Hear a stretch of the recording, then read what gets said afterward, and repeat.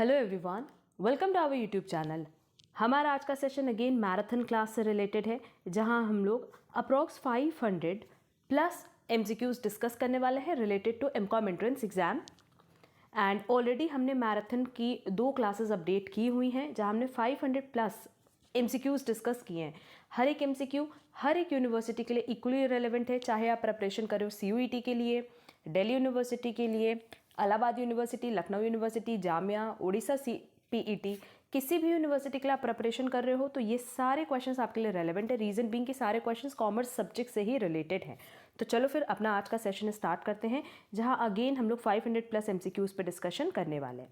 हमारे पास सबसे पहला क्वेश्चन है, maintaining a foreign currency account is helpful to avoid transaction cost, avoid exchange cost और एक्सचेंज रिस्क। देखो, अगर हम लोग फॉरेन करेंसी अकाउंट मेंटेन करते हैं ना, तो इसमें ये दोनों हेल्प मिलता है। एक तो ट्रांजैक्शन कॉस्ट भी, जो आपका खर्चा होता है एक पर्टिकुलर ट्रांजैक्शन करने का, वो भी आप अवॉइड कर सकते हो, और एक्सचेंज करने का जो रिस्क है वो भी बचता है, क्योंकि पर्टिकुलर आपके पास अकाउंट है तो आप उसका स्टेटमेंट चेक कर सकते हो।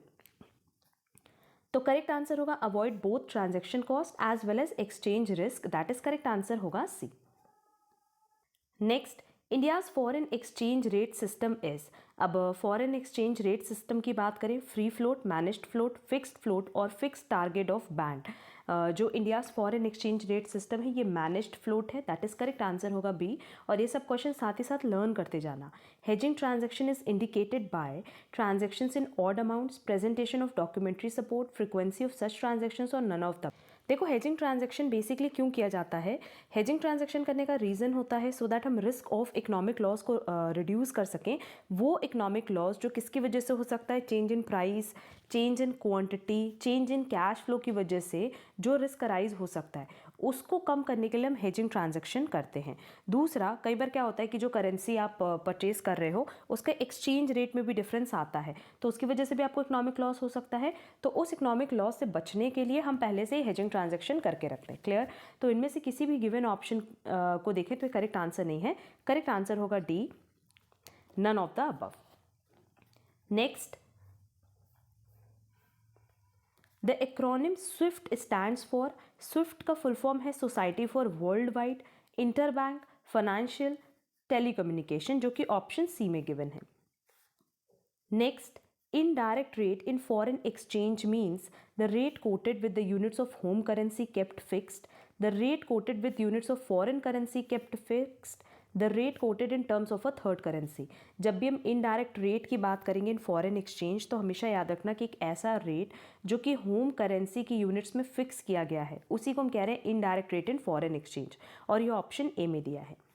The maxim buy low sell high is applicable for. Buy low, अगर आप सस्ते में खरीद रहे हो और महंगे में बेच रहे हो तो इसको हम डायरेक्ट रेट कहते हैं, और इसका वाइस वर्सा होगा indirect rate.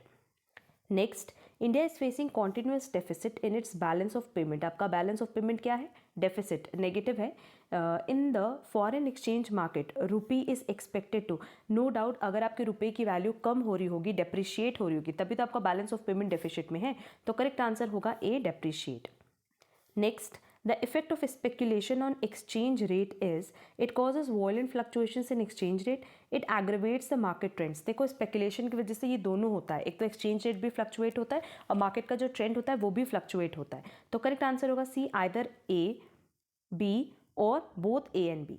The demand for domestic currency in the foreign exchange market is indicated by the following transactions in balance of payment: export of goods and services, import of goods and services, export of goods and services and capital inflows. अब क्योंकि यहाँ पे domestic currency कह रहा है कि the demand for domestic currency in the foreign exchange market, ये किससे इंडिकेट होगी? एक तो एक्सपोर्ट से होगी और एक कैपिटल इनफ्लो से होगी, जो कि ऑप्शन सी में दिया है। नेक्स्ट, अगर पीपीपी होल्ड्स कर रहा है तो उस केस में nominal exchange rate will not change, real exchange rate change नहीं होगा। पीपीपी का मतलब होता है परचेजिंग पावर पैरिटी। क्लियर? और ये ना दो चीज़ों का रिलेशन बताता है, एक जो प्रोडक्ट प्राइस लेवल है प्लस एक्सचेंज रेट। क्लियर? जो भी आप प्रोडक्ट परचेज करने की बात करो, उसका price level and exchange rate, इस इन दोनों के बीच का जो रिलेशनशिप है वो हमें बताता है purchasing power parity, that is triple P. And इस केस में आपका रियल एक्सचेंज रेट कभी भी चेंज नहीं होगा। Next, One difference between a tariff and a quota that both limit imports to the same quantities that a quota gives more encouragement to domestic producer to become more competitive than the tariff. Quota raises the prices by less than the tariff. Quota generates more revenue for the government than the tariff. Tariff generates tax revenue and quota doesn't. Yes, अगर basic difference देखा जाए तो यही है कि tariff जो है tax revenue create करता है, बट कोटा की वजह से किसी भी तरह का कोई टैक्स रेवेन्यू जनरेट नहीं होता है. तो करेक्ट आंसर होगा D. Next, a country's terms of trade is the ratio of, ये किसका रेशियो है? एक index of its export prices divided by index of its import prices multiply by 100. Terms of trade, trade मतलब क्या हुआ? Purchase sale की बात कर रहे हैं. क्लियर? तो as per given option correct answer होगा C, the index of its import prices to the index of its import prices multiplied by 100. An arrangement that permits free trade among member countries and set a common tariff policy for the rest of the world is called reciprocity, NAFTA, a free trade area और a custom union. इसको हम कहते हैं custom union. The infant industries argument is used to, infant मतलब जो छोटी industries होती है, मतलब जो अभी फिलहाल पैदा हुई हैं. ठीक है, यहाँ आर्ग्यूमेंट किस चीज़ के लिए होता है? To promote indiscriminate free trade, to promote a new industry that employs unskilled labor, to protect textiles, especially child's wear in most countries, support the protection of newly established industries from foreign competition. Yes, कि जो नई industries established हुई हैं कम से कम उनको competition से बचा सकें, इसका argument यहाँ होता है. Next is, because the less developed countries were never really happy with GATT, they were allowed to, इनको किस चीज़ की permission milli? Impose stringent quotas, practice dumping manufactured goods, enjoy the industrial economy's tariff concessions without having to reciprocate. जो भी GATT से खुश नहीं है उनको इसका concession दिया गया. A country's ability to produce a good at a lower opportunity cost than the country trades with gives an superiority, absolute advantage, international specialization और comparative advantage. क्वेश्चन में कह रहा है कि अगर कंट्री की एबिलिटी है कि वो जो भी गुड्स बनाएंगे वो लोअर अपॉर्चुनिटी कॉस्ट पे बना सकें, तो ऐसे जो एडवांटेज है उसको हम क्या कहते हैं? Comparative advantage. अब देखो ये सारे क्वेश्चंस लर्न करने वाले हैं, अब इसका कोई कॉन्सेप्ट नहीं है, सब थ्योरी है, तो इसको लर्न करते जाना. All of the following arguments for trade restrictions except retaliation, specialisation, cheap labour और डाइवर्सिटी ऑफ इंडस्ट्री. सारे आर्ग्यूमेंट है related to trade restrictions, but specialisation ये कोई आर्ग्यूमेंट नहीं है, ये स्पेशलाइजेशन की बात कर रहा है, तो ये एडवांटेज हुआ. Suppose that Brazil's terms of trade change from 9 to 1.2, which of the following must be true? Brazil gets fewer real goods for a unit of its export. The index of import prices has increased. Brazil gets more real goods for a unit of its export. अगर आपका trade change हो रहा है 9 to 1.2, इसका मतलब आपको ज़्यादा real goods मिल रहे हैं, सो दैट आप ज़्यादा से ज़्यादा एक्सपोर्ट कर पाओ. तो करेक्ट आंसर होगा C. Next, if the opportunity cost of producing onions is lower in Monotawa than in Oyo, then no doubt जहाँ अपॉर्चुनिटी कॉस्ट जो है कम है वहाँ कंपैरेटिव एडवांटेज ज़्यादा होगा. Monotona has a comparative advantage in onions over Oyo. Correct answer होगा A. Free trade between Canada and the United States helps every Canadian and American, generally hurts our country, allows for production specialization. No doubt अगर free trade है तो आप specialisation production कर सकते हो. Correct answer होगा C. Next, the North American free trade agreement that is NAFTA. देखो इसका फुल फॉर्म भी याद रखना है. नाफ्ता का बेसिकली काम क्या है कि एक फ्री ट्रेड क्रिएट करते हैं, मतलब एक ऐसा एरिया बनाते हैं जहाँ पे फ्रीली ट्रेड हो सकता है between Canada, United states and Mexico, और यही ऑप्शन डी में दिया है, तो करेक्ट आंसर होगा D. Next, most international trade ये कहाँ होता है? सबसे ज़्यादा जो इंटरनेशनल ट्रेड होता है वो कहाँ होता है? Among the industrially developed countries with trade primarily with each other, between the industrially developed countries with export no, between the LDCs no. Correct answer होगा सबसे ज़्यादा इंटरनेशनल ट्रेड होता है इंडस्ट्रियली डेवलप्ड कंट्रीज़ के बीच में, जिनके बीच में ट्रेडिंग प्राइमरली हो रही है, मतलब परचेज सेल हो रहा है. दैट इज़ करेक्ट आंसर होगा A. Next, if the USA government places a quota on wheat, it is to restrict the quantity of wheat US which produce can sell abroad, raise government revenues, restrict the quantity of wheat that can be imported. अगर आपने एक Kota place किया है तो no doubt आप कितना import करोगे, आप बाहर से कितना मंगवाओगे, इस पर रेस्ट्रिक्शन क्रिएट करना ज़रूरी है। तो करेक्ट आंसर होगा C. With the exception of the 1920s and early 1930s, the trend in US tariff rate since 1860 has been decreasing. ये क्वेश्चन लर्न करने वाला है, लर्न कर लेना। The main difference between a free trade area and a custom union is that the former includes all countries. No. The former requires tariffs for all members. The former does not require tariffs for all members. The former allows free trade among members and individual tariff policies to be applied to non-members, while the latter allows free trade among members and a common tariff policy for non-members. Correct answer होगा D. One way for a small developing economy to benefit rapidly from a free trade environment is to make certain that tariffs remain high on imports that compete with domestically produced goods, impose strict quotas on imports that compete with domestically produced goods, encourage foreign multinationals to enter the economy to speed capital formation and spur export, use tax revenues to subsidise export. अब question में हमसे कह रहा है कि जो small developing economy है, अगर उनको इंक्रीज करना है रैपिडली, है ना, बेनिफिट लेना है किसका, फ्री ट्रेड इन्वायरमेंट का, तो उस केस में उनको फॉरेन मल्टीनेशनल्स को एंटर करने का कंट्री में इनकरेज करना चाहिए, सो दैट वो कैपिटल फॉर्मेशन बढ़ा सकें, सो दैट वो एक्सपोर्ट्स को इंक्रीज कर सके। दैट इज करेक्ट आंसर होगा सी। Next, tariffs tend to be regressive taxes because the rich who are better represented in government cut tariff rates on luxury goods. Low price goods such as textile purchased by the goods have higher tariff rate. Correct answer होगा B. यहाँ तक जो questions थे, question 27 जो questions थे वो basically related थे international trade से, तो वो सारे क्वेश्चंस लर्न करने वाले थे। कंप्लीटली थ्योरी उसमें बताने जैसा कुछ नहीं है। अब आगे जो आपको क्वेश्चंस मिलेंगे ना वो बिजनेस लॉ से मिलेंगे, तो ये सारे कॉन्सेप्ट्स हमने ऑलरेडी अपने चैनल पे भी क्लियर किए हुए हैं, प्लस अगर देखोगे ना तो इससे रिलेटेड हमने बहुत सारे MCQs भी अपडेट किए हुए हैं। द कॉन्ट्रैक्ट एक्ट 1872 ये किस टाइम इनैक्ट हुआ था, इसकी इनैक्टमेंट जो मंथ थी वो है अप्रैल 1872 और डेट है 25 अप्रैल 1872। द कॉन्ट्रैक्ट एक्ट 1872 ये इन्फोर्स्ड में कब हुआ, 1 सितंबर 1872। बना कब, इनैक्ट हुआ 25 अप्रैल को एंड इन्फोर्स्ड मतलब इम्प्लीमेंट हुआ 1 सितंबर। The contract act 1872 contains dash sections 238. Definitions are provided in which section of the Contract Act? Contract Act के किस सेक्शन में definitions के बारे में बताया, section 2, that is correct answer होगा A.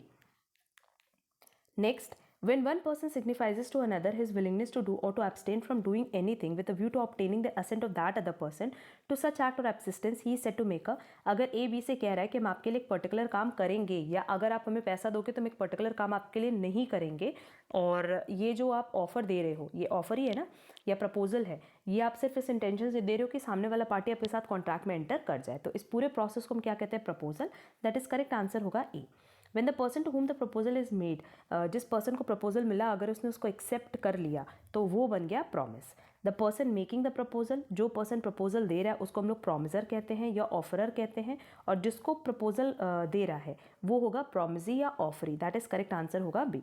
Every promise and every set of promise forming the consideration for each other, इसको हम क्या कहते हैं, agreement.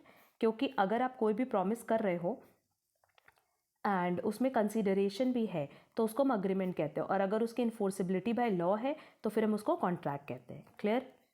Next, there are dash essential ingredients of a contract, कितने एसेंशियल इंग्रेडिएंट्स होते हैं contract के, 2, 3, 4, none of the above. Correct answer होगा 3, और इसका आंसर आप लोग हमें कॉमेंट बॉक्स में ज़रूर बताना।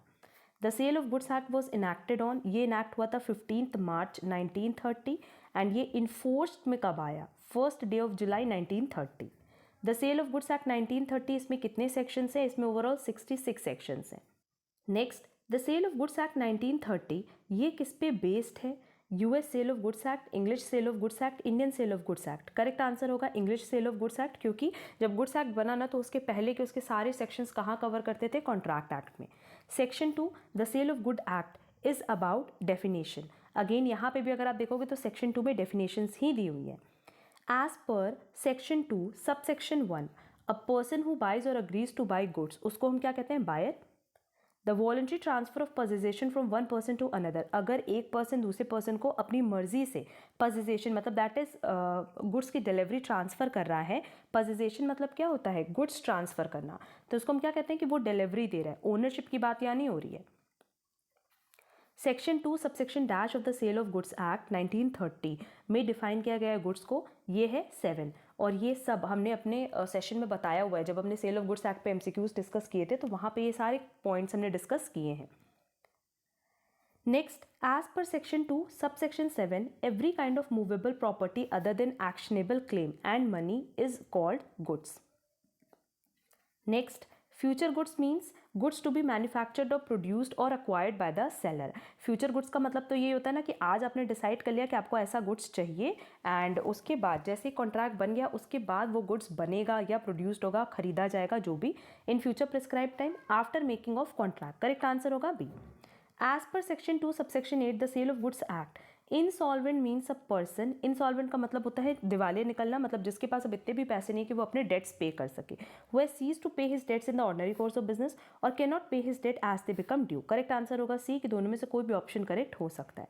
Next, the agent having in customary course of business as such agent authority either to sell goods or to consign goods for the purpose of sale or to buy goods or to raise money on the security of goods. इस पूरे process को हम कहते हैं mercantile agent.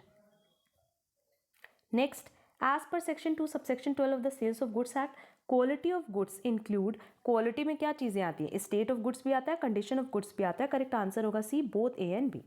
The goods identified and agreed upon at the time of contract of sale, उसको हम क्या कहते हैं? Specific goods. That is correct answer होगा B, specified goods. Next, section 4 of the sale of goods act 1930. Section 4 में क्या deal किया जाता है? सेल भी है, अग्रीमेंट टू सेल भी है. करेक्ट आंसर होगा सी. As per section 4 subsection 2 the sale of goods act, a contract of sale may be absolute हो सकता है, conditional हो सकता है. करेक्ट आंसर होगा C, both A and B. There are dash essential requisites of sale. Again यहाँ देखो essential requisites की बात किया है 2, 3, 5, नन ऑफ द अबव इसका करेक्ट आंसर होगा. और इसका आंसर आप लोग हमें कमेंट बॉक्स में बताओगे, ठीक है? अदरवाइज अगर 1-2 दिन में किसी ने रिप्लाई नहीं किया तो हम आंसर पिन कर देंगे. Next, according to section 5 subsection 2 subject to provision of any law for the time being in a force a contract of sale may be writing में हो सकता है, word of mouth भी हो सकता है, partly in writing partly in mouth भी हो सकता है. करेक्ट आंसर होगा D, all of the above. Section 12 of the sale of goods act, ये किस में डील करता है? ये डील करता है कंडीशन इन वारंटीज में, वारंटी इन कॉन्ट्रैक्ट्स में. हाँ, कंडीशन ऑफ वारंटी दोनों में डील करता है. करेक्ट आंसर होगा C. Next, a stipulation in contract of sale with reference to goods which are subject thereof may be. एक स्टिपुलेशन मतलब एक टर्म की बात कर रहा है विथ रेफरेंस टू गुड्स, तो इसको हम कंडीशन भी कह सकते हैं, वारंटी भी कह सकते हैं, क्योंकि एक कोलेट्रल होती है और एक पैरेलल होती है. Which of the following is the characteristics of negotiable instrument? देख लेते हैं. Freely transferable, yes. Title of the holder must be free from all defects. The title of the drawer must be free from all defect. Correct answer होगा D, ये सारी ही characteristics है. As per the Negotiable Instrument Act 1882, the term negotiable, negotiable का मतलब क्या है? Money. और transferable, transferable. The term negotiable instrument is a written document जो कि ट्रांसफर करता है value in it from one person to another. A written document entitled on an individual by delivery or endorsement. एक written document जो कि entitled होता है on a person to receive money. Correct answer होगा D, all of the above. इसमें से कोई भी ऑप्शन देखा जाए तो करेक्ट हो सकता है related to negotiable instrument. Which of the following is not the negotiable instrument? देख लेते हैं. Currency note, promissory note, bill of exchange, cheques. ये 3 तो है बट करेंसी नोट नहीं है. In negotiable instrument act the bill of exchange is covered under which section? Section 5. Next, in negotiable instrument act cheque किस section में covered है? Section 6. In negotiable instrument act, the negotiable instrument which is transferable from one party to another by means of delivery or endorsement and delivery, ये basically किस section में deal किया गया है? कह रहे हैं the negotiable instrument which is transferable from one party to another by mean of delivery और इंडोर्समेंट और डिलीवरी. तो ये आपका पूरा जो पोर्शन है वो डील किया गया सेक्शन 13 में. देखो यहाँ से सारे सेक्शंस आपको जितने भी रेलेवेंट है वो लर्न हो जाएंगे, क्योंकि होता क्या है कि जब हम लोग थ्योरी पढ़ते हैं तब तो हम लोग को सेक्शन इतने अच्छे से लर्न नहीं हो पाते. जब एमसीक्यूज फॉर्म में देखो तो वो लर्न करना ईजी होता है. Which of the following are not the negotiable instrument as defined by the statute? Bankers note, promissory note, bill of exchange, check. ये तीन तो negotiable instrument है but bankers note नहीं है. Which of the following are defined as negotiable instrument by custom, that is trade practices? Bankers note, share certificate, share warrant. देखो as per statute bankers note इसका part नहीं है but as per custom part है, तो correct answer होगा D. According negotiable instrument act, promissory note basically क्या है? A document written and signed by the payer or maker containing an unconditional undertaking to pay a certain sum of money specific person or the bearer. यही रहता है promissory note, मतलब एक person आपसे promise करता है कि मैं एक certain amount आपको pay करेंगे. That is correct answer होगा D, all of the above. Next, promissory note को कौन prepare करता है? उसको prepare करता है debtor. When the payment is to be made immediately by means of bill of exchange, तो उस bill को हम क्या कहते हैं? Term bill. The bill of exchange, अब बिल ऑफ एक्सचेंज को कौन बनाता है? क्रेडिटर बनाता है. याद रखना, प्रॉमिसरी नोट को डेटर बनाता है, बिल ऑफ एक्सचेंज को क्रेडिटर बनाता है. Bill of exchange drawn in parts are called as only two bills in set, escrow, documentary bills और अटैच्ड बिल्स. अगर पार्ट में बना है तो bills in set. Dash is a bill to which the document of title to the goods and other documents are attached. Bills in set, escrow और documentary bill. Correct answer होगा documentary bill, क्योंकि उसमें सारे documents attached होते हैं. When IT Act 2000 came into effect, October 17, 2000. How many schedules are there in IT Act 2000? 4. Which is the act which provides legal framework for e-governance in India? IT Amendment Act 2008, Indian Penal Code, IT Act 2000. IPC यही ना बोलते हैं, तो legal framework कहाँ होगा? Indian Penal Code में. Which section of IT Act deals with the legal recognition of electronic records? Section 4. सब साथ ही साथ learn करते जाना. What is or are component of IT Act 2000? Legal recognition to digital signatures है, regulation of certification authorities है, digital certificates भी है. Correct answer होगा D, all of the above. The section deals with the legal recognition of digital signature. Section 5. The section deals with the use of electronic records and digital signature in government and its agencies. Section 6. Major amendments to IT Act 2000 was introduced in the form of IT Amendment Act 2008 और ये कब enforced हुआ था? 27th of October 2009. Next, IT Act 2000 amended various sections of which of the following acts? Indian Penal Code, Reserve Bank of India, Indian Evidence Act, Bankers Book Evidence Act. अब देखो, अगर हम लोग IT Act 2000 की बात करें तो उसकी वजह से इन सारे एक्ट्स में अमेंडमेंट हुआ था, इसलिए करेक्ट आंसर होगा D, all of the above. Which among following act is not amended? In information technology act 2000, the bankers book evidence act, BSNL IT policy, RBI, the Indian evidence act. तो no doubt bankers book evidence act में तो amendment हुआ था, RBI act में भी हुआ था, Indian evidence act में भी हुआ था, बट BSNL IT पॉलिसीज़ में किसी भी तरह का कोई अमेंडमेंट नहीं हुआ था. Controller of certifying authorities, that is CCA, ये किसके अंडर वर्क करता है? Prime minister office, RBI, ministry of communication and IT के अंडर, इसलिए करेक्ट आंसर होगा C. Which act in India focuses on data privacy and information technology? Banking regulation act, IT act, Indian penal code और IT amendment act 2008.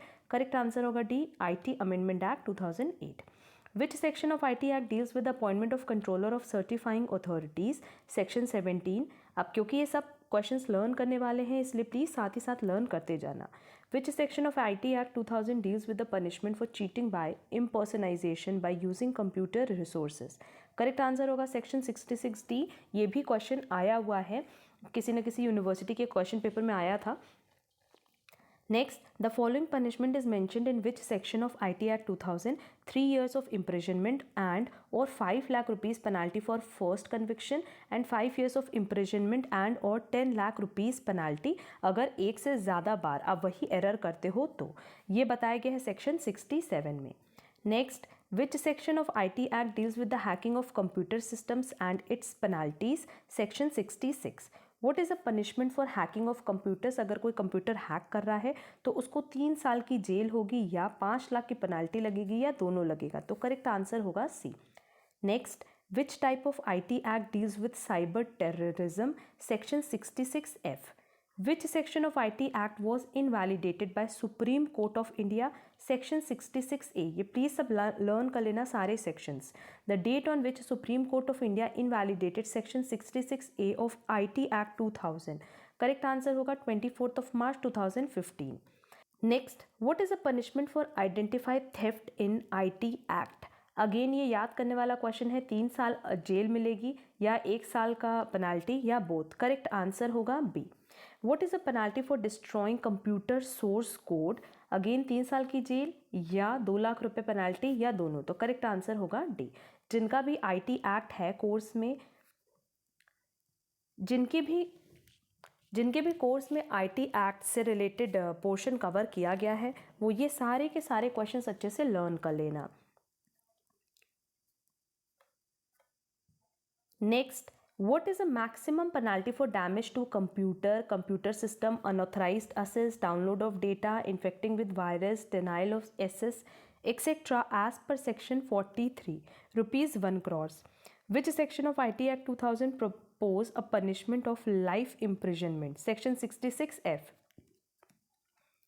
Next, which other section of the IT Act deals with credit card fraud? Section 43, 66, 66C, 66D. That is correct answer होगा C. Next, which of the following is an example of intellectual property? Patent भी है, trademarks भी है, copyright भी है. Correct answer होगा D, all of the above. Next, what is the time limit for filing appeal against the order of Cyber Appellate Tribunal? 60 days. Which is the appeal court on the orders issued by Cyber Appellate Tribunal? High Court. Next, what is the term of the office of presiding officer of Cyber Appellate Tribunal? 5 years. What is the proposed punishment for cyber terrorism in IT Act? Life imprisonment है, अगर आप punishment मिल रही है तो life imprisonment मिलेगी। RTI act 2005, that is right to information, ये किस ईयर में फोर्स में आया था? 12 October 2005. Next, which of the following is not come under the definition of information under RTI Act 2005? Log books, file noting, data material और circular. Information के under क्या नहीं आता? फाइल नोटिंग नहीं आता, तो करेक्ट आंसर होगा बी, बाकी सब फाइल नोटिंग का पार्ट है। The officer designated by the public authorities in all administrative units or offices under it to provide information to the citizens requesting for information under the act, इस पूरे process को हम क्या कहते हैं? PIO। ये जो इन्फॉर्मेशन से रिलेटेड है, public information officer. What is the time limit to get the information under RTI Act 2005? 30 days, that is correct answer होगा D. What is the time limit to get the information concerning the life and liberty of a person? 48 hours, मतलब 48 घंटे के अंदर अंदर information मिल जानी चाहिए। The term agriculturalist includes the following persons who undertake cultivation of land: an individual, Hindu undivided family, a cooperative society, both A and B. अब agriculturalist की बात करें तो वो individual हो सकता है, HUF हो सकता है, इसलिए correct answer होगा D. Next, the term casual taxable person, इसमें कौन आता है? पर्सन ओकेजनली सप्लाइंग गुड्स और सर्विसेज और बोथ इन अ स्टेट और union territory where he has no fixed place of business. A person occasionally supplying goods और services और both in a state और union territory where he has fixed place of business. No, अगर casual taxable person की बात करें तो उनका कोई भी फिक्स्ड प्लेस नहीं होता, तो करेक्ट आंसर होगा A. Next, mister X of Delhi is practising in Hitex furniture expo in Haryana where he has no fixed place of business and exhibiting his products. During the expo, the said product will be sold to the people attending and intending to purchase such product. In such scenario, Mr. X shall obtain which of the following registration under CGST Act 2017? अब क्योंकि आपका कोई भी fix place of business नहीं है, तो उस केस में आपको कैजुअल टैक्सेबल पर्सन का रजिस्ट्रेशन लेना होता है, तो करेक्ट आंसर होगा B. A person who occasionally undertakes transactions involving supply of goods or services or both, whether as principal or agent or in any other capacity, but उसका भी कोई fixed place of business या residence in India नहीं है, तो उसको हम लोग कहते हैं non resident taxable person. Output tax in relation to a taxable person under the CGST Act 2017, इसमें क्या आएगा? Tax chargeable on taxable supplies made by him या उसके एजेंट, इन दोनों के थ्रू, चाहे वो खुद करे या उसके एजेंट करें, दोनों ही आउटपुट टैक्स के अंडर आएगा, तो करेक्ट आंसर होगा D. Next, the term place of India. अब प्लेस ऑफ इंडिया का मतलब है place from where business is ordinarily carried out, place where a taxable person maintain his books of account, place where taxable person is engaged in business through an agent. Correct answer होगा D, all of the above. Next, P Limited has its registered office under the Companies Act 2013 in the state of Maharashtra. It also has a corporate office in the state of Telangana. What will be the place of business of P Limited under the CGST Act 2017? अब question में simply क्या कह रहा है कि उसका registered office जो है कंपनीज एक्ट 2013 में वो महाराष्ट्र में है और कॉर्पोरेट ऑफिस है तेलंगाना में, तो जो उसका प्लेस ऑफ बिजनेस माना जाएगा वो तो दोनों ही ना माना जाएगा, तो करेक्ट आंसर होगा C, both A and B. Next, P Limited has a contract with X Limited to provide bookkeeping services to Q Limited. Q Limited is a subsidiary of P Limited. The liability to discharge consideration for such bookkeeping service is of P Limited. As per CGST Act 2017, who will be the recipient of the above service? Recipient कौन है? कह रहा है कि P Limited ने contract किया X Limited के साथ, तो नो डाउट जो रेसिपिएंट है वो कौन होगा? P Limited होगा. तो करेक्ट आंसर होगा A, P Limited. Next, which of the following is a non-taxable supply under the CGST Act 2017? Supply of goods not leviable to tax, supply of services not leviable to tax. इन दोनों ही cases में ये not taxable होगा under the CGST Act 2017. An exempt supply. अब exempt supply में क्या आता है? Supply of goods or services और both जिसमें nil tax होगा, non taxable supply होगा, supply of goods or services और both जो कि wholly exempt होंगे. Correct answer होगा D, all of the above. Next, distribution of electricity by a distribution utility is a exempt supply. इस पे इसको exempt supply माना जाता है. एग्रीगेट टर्नओवर में क्या इंक्लूड नहीं होता? Inward supply, exempted supplies, export of goods और services, inter state supplies. Aggregate turnover में कभी भी इनवर्ट सप्लाई हम इंक्लूड नहीं करते, बाकी सब इंक्लूड करते हैं. Next, ABC Limited has provided following information for the month of September 2008. Intra state outward supply दिया है, inter state exempt outward supply दिया है, टर्नओवर ऑफ एक्सपोर्टेड गुड्स दिया है, पेमेंट मेड टू GTA दिया. आपको बताना है कि कितने एग्रीगेट मतलब टर्नओवर अगर हम लोग कैलकुलेट करें तो उसका एग्रीगेट टर्नओवर क्या आएगा. तो देखो, इंट्रा स्टेट आउटवर्ड सप्लाई आएगा, inter state exempt outward supply आएगा और टर्नओवर ऑफ एक्सपोर्टेड गुड्स आएगा, पर जो पेमेंट किया गया है GTA को वो नहीं आएगा. ओवरऑल जो हमारी एग्रीगेट टर्नओवर की वैल्यू आएगी वो आएगी 23 lakh. The definition of goods under section 2 subsection 52 of the CGST act, इसमें क्या इंक्लूड नहीं करता है? इसमें मनी एंड सिक्योरिटीज इंक्लूड नहीं करता. कैपिटल गुड्स में क्या इंक्लूड करता है? Goods the value which is capitalised, yes. Goods which are used और intended to be used in the course of furtherance of business, yes. Correct answer होगा both A and B. Next, if Mr. A having his registered office at Andhra Pradesh and his operating office at Telangana, which is also registered but providing advisory services to his client who is placed at Karnataka, what would be the location of supplier of services in this case? कौन होगा supplier of services? कौन है? कह रहा है mister A जिसका registered office Andhra Pradesh में है और उसका ऑपरेटिंग ऑफिस कहाँ है? तेलंगाना में है. तो जो लोकेशन है सप्लायर ऑफ सर्विसेज की वो क्या मानी जाएगी? Telangana. Next, as per the CGST Act 2017, the term works contract में क्या इंक्लूड करता है? Construction, fabrication, completion, erection, installation of movable property. No, immovable property आएगा वर्क्स कॉन्ट्रैक्ट में, तो करेक्ट आंसर होगा B. While repairing the factory shed, few goods were also supplied along with the labor service. और ये कौन कौन सी service है? Composite supply, mixed supply, ये है works contract service. Next, agent का मतलब होता है एक पर्सन जो कि बिजनेस कैरी कर रहा है ऑफ सप्लाई और रिसीट ऑफ गुड्स और सर्विसेज और both on behalf of another. सही है, करेक्ट आंसर ही ए होगा कि दूसरे के बिहाफ पे जब आप कोई सर्विस दे रहे हो या गुड्स दे रहे हो तो उसी को हम एजेंट कहते हैं. Officers under which act shall be deemed to be the officers appointed under the provision of CGST act? Central excise act, central sales tax, daily value added, custom act. Correct answer होगा A. Next, the officers appointed under which of the following acts are authorized to be the proper officer for the purposes of CGST Act 2017? State Goods and Services Tax, Union Territory Goods and Services Tax. इन दोनों को ही यहाँ पे consider किया जाता है.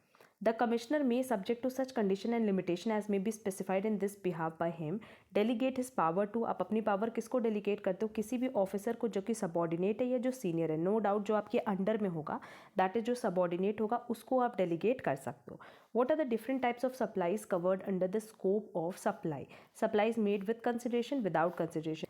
दोनों ही supplies scope of supply का part है, भले वो कंसिडरेशन इंक्लूड कर रहा हो या ना कर रहा हो. What are the factors differentiating composite supply and mixed supply? Nature of bundling, existence of principal supply, both of them. Correct answer होगा C, both of them. Next, what would be the tax rate applicable in case of composite supply? अब composite supply के case में जो tax rate applicable होता है वो वही tax rate होता है जो प्रिंसिपल सप्लाई पे होता है, तो करेक्ट आंसर होगा ए. What would be the tax rate applicable in case of mixed supply? Mixed supply में होता है जब मतलब जैसे अगर मिक्स्ड है, मान लो 3-4 आप सप्लाई करो तो जहाँ हाईएस्ट रेट होगा वही पूरे के पूरे बंडल पे अप्लाई होगा, तो करेक्ट आंसर होगा B. Tax rate is applicable on supply attracting the highest rate of tax. Dash of the Constitution provides that no tax shall be levied or collected except by authority of law as per Article 265. What are the taxes levied on intra state, यहाँ inter state नहीं पूछा, intra state पूछा है तो CGST SGST होगा, और inter state होता मतलब एक स्टेट से दूसरे स्टेट होता तो IGST। What is the maximum rate prescribed under CGST act, आज की डेट में जो मैक्सिमम रेट है। Next, who will notify the rate of tax to be levied under CGST act, कौन लेवी करता है, सेंट्रल गवर्नमेंट करता है, that is central government as per the recommendation of the CGST council. Which of the following taxes will be levied on import, import पे levy होगा IGST। Next, what is the maximum rate prescribed under union territory GST act. Next, what are the supplies on which reverse charge mechanism would apply, notified categories of goods or services or both, inward supply of goods or services, both of the above, none of the above। अब reverse charge mechanism आज की date पे apply करता है notified characteristics of goods or services पे, तो correct answer होगा A। Which of the following services are covered under reverse charge mechanism of CGST Act 2017? इसमें कवर करेगा legal consultancy, goods transport agency, man power supply, rent a cab, इन दोनों ही services पे क्या लगता है, रिवर्स चार्ज, तो करेक्ट आंसर होगा C। Next, in case of GTA services provided to an individual not registered under GST and not a business entity, तो लाइबिलिटी जो पे करने की होती है GST की, वो किसकी होती है, वो किसी की भी नहीं होगी, वो क्या मानी जाएगी, यहाँ पे एग्जाम मानी जाएगी। In case of sponsorship services provided by mister A to messrs AB limited, liability to pay GST is on, यहाँ पे लाइबिलिटी किसकी होती है, कह रहा अगर सर्विस प्रोवाइड हो रहा है by mister A to messrs AB limited, तो AB लिमिटेड की ही लाइबिलिटी होगी कि वो GST पे करे, तो करेक्ट आंसर होगा B। In case of renting of land inside an industrial state by state government to a registered manufacturing company, exempt होगा एप्लीकेबल अंडर नॉर्मल चार्ज, यहाँ एप्लीकेबल होगा अंडर रिवर्स चार्ज, तो correct answer होगा C। In case of services by an insurance agent to messrs ABC insurance company limited, GST is to be paid by, GST कौन पे करेगा यहाँ, again देखो service कौन दे रहा है, इंश्योरेंस एजेंट दे रहा है मेसर्स ABC इंश्योरेंस कंपनी को, तो ABC इंश्योरेंस कंपनी ही पे करेगी GST, करेक्ट आंसर होगा B। Next, sitting fees receive by director of XYZ limited is liable for GST in the hands of XYZ limited, ठीक है, यहाँ भले सिटिंग फीस कौन पे कर रहा है, XYZ लिमिटेड पे कर रहा है, पर यहाँ पे GST पे करने की लाइबिलिटी भी उन्हीं की होती है। Services by recovery agent to messrs ZZZ bank limited are liable for GST in the hands of messrs ZZZ bank limited, agent नहीं पे करता है। In case of lottery produce from state government by lottery distributor, उस केस में GST कौन pay करता है, lottery distributor. Reverse charge under section 9 subsection 3 of the CGST act, ये कहाँ एप्लीकेबल होता है, only on notified goods and services, ये भी मैंने ऊपर भी बताया। If tobacco leaves produced from an agriculturalist by a registered person, तो उस केस में क्या होगा, उस केस में रिवर्स चार्ज एप्लीकेबल होगा या normal charge, reverse charge applicable होगा। रिवर्स चार्ज एप्लीकेबल किस तरह की सप्लाईज पे होता है, इंटर स्टेट या इंट्रा स्टेट, ये किसी पे भी हो सकता है, आइदर इंट्रा स्टेट और इंटर स्टेट। बैंकिंग सर्विसेज जो कि प्रोवाइड हो रही है बाय डिपार्टमेंट ऑफ पोस्ट, ये हमेशा GST से एग्जेम्प्ट होती है। Income tax collected on all types of income except agricultural income, industrial income, capital gain और house hold property, agricultural income पे कभी भी इनकम टैक्स कलेक्ट नहीं होता, तो करेक्ट आंसर होगा A। इनकम टैक्स एक्ट कब इन फोर्स में आया, 1 April 1962। The income tax act came into force all over India except Andaman Nicobar, Maldives, Jammu Kashmir, none of the above, correct answer होगा D। As per Income Tax Act 1961, income tax is charged on the income of dash at a rate which are prescribed by the Finance Act of relevant assessment year. जो previous year की income होती है वो current year में, that is assessment year में charge होती है, तो करेक्ट आंसर होगा C। The tax payer liability is determined with reference to his और हर रेसिडेंशियल स्टेटस, जैसा स्टेटस होगा उसके अकॉर्डिंग ही लाइबिलिटी का पेमेंट करना होगा। As per the definition of income, the income includes profits and gains, dividend declared, voluntary contribution, ये सब इसका पार्ट होता है। The period of 12 months commencing on the 1st day of April every year and ending on the 31st March, इसको हम लोग generally क्या कहते हैं, इसको हम लोग जनरली कहते हैं assessment year. Next, previous year means the financial year immediately preceding the assessment year, that is correct answer होगा B। Under Income Tax Act, the income liable for tax is classified on the basis of income from salaries, income from house property, क्योंकि total 5 heads होते हैं, salaries, house capital gain, PGBP that is profit or gain from business or profession, and other sources. Agricultural income is completely exempted for assessment year, किस assessment year के लिए completely exempt होता है, 1974 to 75। Next, the income from foreign companies by providing the services and project connected with security of India is dash from tax liability. पूरा 100% ये exempt है tax से. That is correct answer होगा C. An individual is said to be resident in India. उसको resident हम तब कहेंगे जब वो 182 days previous year में रहा हो या 60 days वाला भी clause है. देखो यहाँ दोनों option दिया. It is in India in the previous year for a period of 182 days or more. It is in India for a period of 60 days or more during the previous and 365 days or more during the 4 year immediately preceding previous year. Correct answer होगा C, all of the above. The HUF is set to be resident in India. एक HUF को resident कब कहा जाएगा? जब control and management पूरी तरीके से या आधी पार्शल तरीके से इंडिया में सिचुएटेड हो. That is a control and management of its affair is wholly और partly situated in India. The awards and rewards are exempted from income tax if payment is in cash kind किसी भी form में हो वो पूरी तरीके से exempt माना जाता है. Income received in India, whether occurred in India or outside India, the tax incidence in case of resident is taxable as per slab, exempted from tax. अब अगर कह रहा है इनकम रिसीव्ड हो रही है इंडिया में तो फिर वो टैक्सेबल होगी as per slab. Next, income received in India whether accrued in India और outside India, the tax incidence in case of resident but not ordinarily resident is again, क्योंकि जो इनकम है वो इंडिया में रिसीव्ड हो रही है तो वो हर केस में टैक्सेबल होगा. तो करेक्ट आंसर होगा ए. Income received in India, whether occurred in India or outside India, the tax incidence in case of non-resident is taxable as per slabs. बस ये याद रखोगे ना तो कभी कंफ्यूजन नहीं होगी कि इंडिया में जो भी इनकम रिसीव हो रही है वो चाहे रेसिडेंट हो, चाहे नॉन रेसिडेंट हो, चाहे रेसिडेंट नॉट ऑर्डिनरली रेसिडेंट हो, हर केस में टैक्सेबल होगा. Income deemed to be received in India whether accrued in India और आउटसाइड इंडिया, अगेन माना जा रहा है कि वो इंडिया में रिसीव्ड हो रहा है तो टैक्सेबल होगा as per slabs. The income received and accrued outside India from a business controlled और profession setup in India, the tax incidence in case of resident is. सबसे पहली चीज़, भले वो इंडिया के बाहर इनकम रिसीव्ड और अक्रूड हो रही है बट वो बिजनेस कहाँ सेटअप है? इंडिया में. और किसके लिए पूछ रहा है? रेसिडेंट के लिए, इसीलिए टैक्सेबल होगा. The income received and accrued outside India from a business controlled or profession set up in India. अब टैक्स इंसिडेंट पूछ रहा है नॉन रेसिडेंट का, क्योंकि वो इंडिया के बाहर इनकम रिसीव हो रही है, इनकम अक्रू भी इंडिया के बाहर हो रही है, तो नॉन रेसिडेंट के केस में ये टैक्सेबल नहीं होगा. The tax incidence for a company और firm in which income received in India and company is resident, तो टैक्सेबल होगा अगेन क्योंकि रेसिडेंट की बात हो रही है. बट अगर टैक्स इंसिडेंस कंपनी और फर्म के लिए है जहाँ इनकम इंडिया में रिसीव्ड हो रही है और कंपनी क्या है? नॉन रेसिडेंट है, क्योंकि इंडिया में रिसीव्ड हो रहा है तो टैक्सेबल भी कहाँ होगा? इंडिया में. The tax incidence for company और firm in which income received outside India from a source controlled from India for resident. अब इंडिया के बाहर रिसीव्ड हो रही है पर क्योंकि आप रेसिडेंट हो इसलिए इंडिया में टैक्सेबल होगा. अब इसमें नेक्स्ट क्वेश्चन में बोला है कि इंडिया के बाहर रिसीव्ड हो रही है और आप नॉन रेसिडेंट हो, तो नो डाउट क्या होगा? नॉन टैक्सेबल होगा. Next, dash is exempted from income tax, interest from Indian company, dividend from foreign company, cooperative dividend, dividend from Indian company.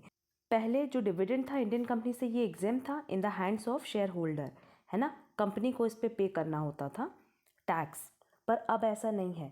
अब किसको पे करना होता है? शेयर होल्डर्स को. Which section of the income tax act exempted incomes have been mentioned? Section 10. Which section of the Indian Income Tax Act is related to residential status? Section 6. Resident of India में क्या चीज़ें आती हैं? Resident में दो आता है, एक ऑर्डिनरली और एक not ordinarily. That is correct answer होगा डी, क्योंकि दो ही होता है, एक रेसिडेंट होता है, एक नॉन रेसिडेंट होता है. रेसिडेंट में फर्दर ऑर्डिनरली रेसिडेंट होता है, नॉट ऑर्डिनरली रेसिडेंट होता है. नेक्स्ट, द कंपनी में have the residential status as. Company का रेसिडेंशियल स्टेटस क्या हो सकता है? आइदर रेसिडेंट और नॉन रेसिडेंट. यहाँ ऑर्डिनरली या नॉन ऑर्डिनरली रेसिडेंट की बात नहीं होती, तो करेक्ट आंसर होगा A. The meaning of exempted income. Exempted income मतलब not included in income tax या total income. Yes. Agricultural income not taxable under income tax. Correct answer होगा D. The number of income source for a person are 5 heads होते हैं. पहला है salary, फिर है house property, फिर capital gain, PGBP and other sources. तो as per given option 1 head, 2 head, various head, any of the above. 5 heads होते हैं इसलिए आंसर होगा any of the above. The sum of various heads, जो sum होता है उसको हम क्या कहते हैं? GTI, that is gross total income. The agricultural income includes income from sale of crop, income from preparation of crop, income from nursery. Correct answer होगा D all of the above, और ये सब एग्जेम्प्ट होते हैं। Dash comes under agricultural income, tea garden, commodity farming, all of the above, none of the above. ये दोनों ही किसका पार्ट है? एग्रीकल्चरल इनकम का। Next, if the agricultural income is dash then the agricultural income is considered for calculating tax. अगर वो 5,000 से ज़्यादा है ना, तो उस केस में माना जाता है कि फिर उस पर टैक्स लगेगा। More than 5,000 and total income is exceeding exemption limit. The income tax act 1961 ये ब्रॉडली क्या कवर करता है? ऑप्शन देख लेते हैं।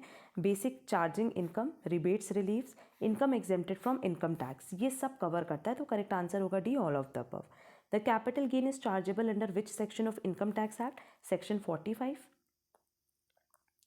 The definition of the person includes, individual भी आते हैं, कंपनी भी आता है, एचयूएफ भी आता है, उसमें कंपनी, फर्म सब इसमें इंक्लूडेड होते हैं। लोकल अथॉरिटी, करेक्ट आंसर होगा D all of the above.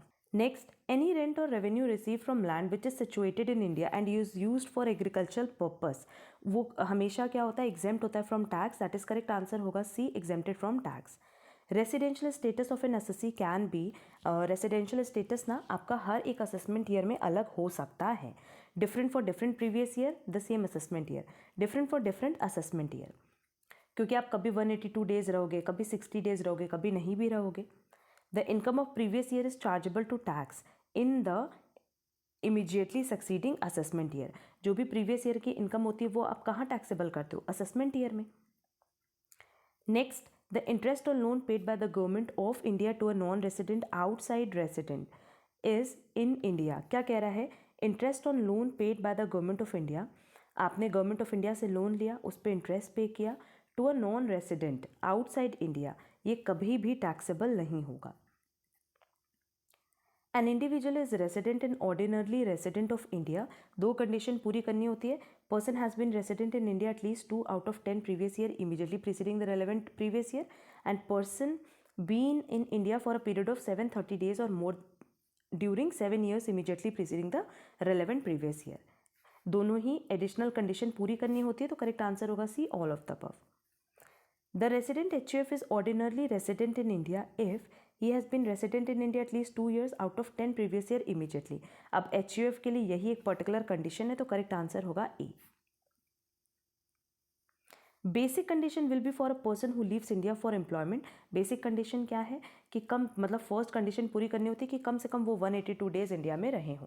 ये सारे क्वेश्चन देखो रेसिडेंशियल स्टेटस से थे। हमें ना इस पर बहुत जल्दी क्लास अपलोड कर देंगे, बिल्कुल एकदम सिंपल फॉर्मेट में, कि कौन कौन सी कंडीशन पूरी करने पे आप रेसिडेंट होते हो, नॉन रेसिडेंट होते हो। Next, which of the following is not included in the term income under the head income tax act 1961? PGBP आएगा, profit in lieu of salary आएगा, डिविडेंड आएगा, but reimbursement of travelling expenses इसका part नहीं है। The term income includes the following types of income. अब income की बात अगर हम लोग करें तो वो लीगल भी हो सकती है, इलीगल भी हो सकती है। करेक्ट आंसर होगा डी, क्योंकि इनकम टैक्स में ना ये नहीं देखा जाता कि आपने किस सोर्स से इनकम अर्न की है। अगर आपने इनकम जनरेट की है तो आपको टैक्स पे करना होता है। Dash is the casual income, interest receive, dividend income, pension receive, winning from lotteries. Winning from lotteries क्या है? एक कैजुअल इनकम है। The way of tax liability by taking full advantage provided by the tax is tax planning. Mister A जो कि partner है of messrs ABC, इसको हम कैसे असेस करेंगे as a firm? Next, the income is chargeable under the head of salary under dash of income salary under income tax act 1961। Salary के लिए है section 15, that is correct answer होगा A. Pension is dash under the salary head, अगर हम pension की बात करें तो ये फुल्ली टैक्सेबल है। The salary of member of parliament is taxable under the head income from other sources. The salary, remuneration or compensation received by the partners is taxable under the head. अगर partner receive करा है salary, remuneration, compensation, तो इसको हम taxable करते हैं under the head income from PGBP. The death cum retirement gratuity received by the government employee or employee of local authority is fully exempted. Under section 15 of Income Tax Act, the salary due in previous year and even if it is not received, अगर वो received नहीं भी हुई, भले वो पिछले साल due हो गई, तो भी तो वो टैक्सेबल हो जाएगी, क्योंकि सैलरी के लिए क्या होता है? ड्यू और receipt which ever is earlier. The assessee can claim relief under dash for arrear और एडवांस सैलरी, इसको हम क्लेम कर सकते हैं under section 89 subsection 1। Next, the Payment of Gratuity Act came into force in 1972. Which of the following is not taxable under the head salary? Remuneration paid to the lecturer of a college for setting a question paper, salary received by member of parliament, commission received by an employee director of a company. इन दोनों को आप salary head में नहीं डाल करके income from other sources में डालते तो करेक्ट आंसर होगा D. Next, in accordance with the provisions of section 17 subsection 1 of the Income Tax Act 1961, term salary का क्या मतलब है? टर्म सैलरी का मतलब है एनी एन्यूटी और pension yes, gratuity yes, fees, commission, perquisite, profits ये सब आता है तो करेक्ट आंसर होगा D, all of the above. The children education allowance amount exempted from taxable income is limited to. अगर हम लोग चिल्ड्रन एजुकेशन अलाउंस की बात करें तो ये 100 रुपीज़ पर चाइल्ड है और आप अप टू 2 चाइल्ड तक क्लेम कर सकते हो तो करेक्ट आंसर होगा सी. If the employee receives retirement gratuity from more than one employer, he can claim exemption in respect of वो दोनों ही employer के लिए exemption claim कर सकता है. The family pension received by the family members of armed forces after death of employee is ये exempt होता है after fulfilling of certain conditions. The entertainment allowance is applicable to private sector employees, public sector employees. The entertainment tax allowed as a deduction under section 16 of the Income Tax Act is the least of actual amount of entertainment allowance received, 20% of basic salary of the individual, 5,000. इसमें से जो सबसे कम होती है ना उतने का deduction allowed होता है तो करेक्ट आंसर होगा D, all of the above. The assessment period for income tax on salary is, assessment period कितने महीने का होगा? एग्जैक्ट 12 मंथ्स का. Next, total income is to be rounded off to the nearest multiple of 10 and tax is to be rounded off to the nearest multiple of 10. That is correct answer होगा C. Income accrued outside India and received outside India is taxable in case of, ये सिर्फ resident के case में ही taxable होगा और resident भी कौन से? Ordinarily resident. तो करेक्ट आंसर होगा ए. नेक्स्ट, जीटीआई कैसे अराइव्ड होती है? Next, GTI is arrived after, हमने पहले बताया जीटीआई मतलब जो 5 हेड्स है इनकम के उनको ऐड करना. Only adding income under 5 heads of income, adding income under 5 heads of income excluding losses, adding income under 5 heads of income after applying clubbing provisions and making adjustment of set of and carry forward. ये allow करता है but जो deduction होता है 80C to 80U ये allow नहीं करता है तो करेक्ट आंसर होगा सी. सैलरी ऑफ एस कितनी है? 40,000 per month, becomes due on the last day of the month but is paid on 7th of next month. Also, salary of April 17 and May 17 is received in advance in March 2017. What will be his gross income for assessment year 17-18? Simply देखो salary के case में बात करें तो due और received which ever is earlier. तो last जो year है 17-18 40,000 पर मंथ है तो मल्टीप्लाई बाय 12 क्योंकि मार्च की सैलरी भी मार्च में ड्यू हो गई तो ये हो जाएगा 4,80,000 प्लस अप्रैल एंड मई की भी जो अमाउंट है वो आपने पहले ही रिसीव कर ली तो ड्यू और received which ever is earlier. Further आप इसमें 80,000 ऐड करोगे तो आएगा टोटल वैल्यू 5,60,000 और यही हमारी ग्रॉस इनकम होगी for assessment year 17-18. Next, calculate the exempt HRA from the following details. सबसे पहले देखो कह रहा है कि A is entitled to basic salary of ₹50,000. तो हमें सैलरी में क्या चाहिए होता है? एक तो बेसिक सैलरी चाहिए होता है, एक डीए चाहिए होता है. डीए है 10,000 पर मंथ बट इसका सिर्फ 40% ही रिटायरमेंट बेनिफिट बन रहा है तो हम सिर्फ वही 4,000 इंक्लूड करेंगे तो सैलरी कितनी हो गई? 54,000 पर मंथ. आगे कह रहा है कि उसको HRA कितना मिल रहा है? 20,000 पर मंथ और वो मुंबई में लीव कर रहा है एंड डज नॉट पे any rent. Market rent of that house is इतना. तो जो कंडीशन है उसके हिसाब से हम बता रहे हैं रेंट पेड मतलब 20,000 multiply by 12 minus 10% of basic salary plus DA. दूसरी कंडीशन है जितना HRA आपको रिसीव्ड हुआ है और क्योंकि यहाँ पे मुंबई की बात कर रहे हैं तो 50% of salary.